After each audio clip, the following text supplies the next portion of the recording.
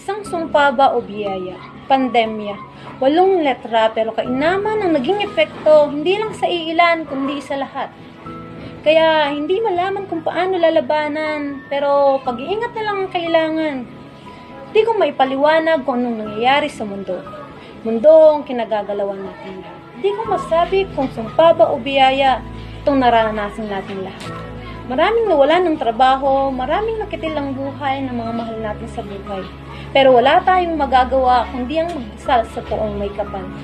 Na siya lang ang dapat nating kapitan. Hindi ko masabi kung sumpa ba ito o biyaya. Siguro masasabi ko itong sumpa sapagkat sa dinamit-dami ng kalokohang ginagawa ng tao sa mundo, ngayon, mundo na ang naniningil sa tao, na kung saan lahat tayo naapektuhan, hindi lang iilan.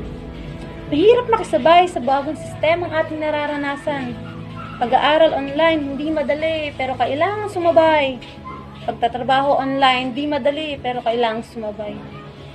Sa paglabas natin ng tahanan, takot ang nangingibabaw na baka isang araw, isa na tayong COVID patient ng ating lugar. Paano natin ba masasabing isa itong biyaya? Dahil ba natuto tayong magtipid, natuto tayong mag-impok, natuto tayong halagahan kung anong meron tayo, na baka isang araw mawalan tayo ng trabaho, na kung saan kapag nangyari ito, may maduduko tayo ng mabilisan. Hindi madaling makisabay sa sistemang ito, pero kailangang sumabay.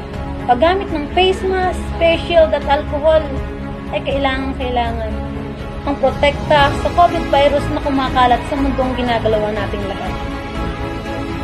Ang tanging magagawa lang natin ay ang magdasal sa poong may kapal sapagkat siya lang ang tanging natin makakapitan sa araw-araw. Lalo na ngayon, virus ang ating kalaban.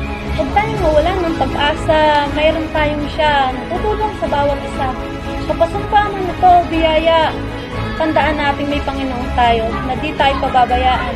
Manalig tayo sa Kanya dahil siya ang hero nating lahat.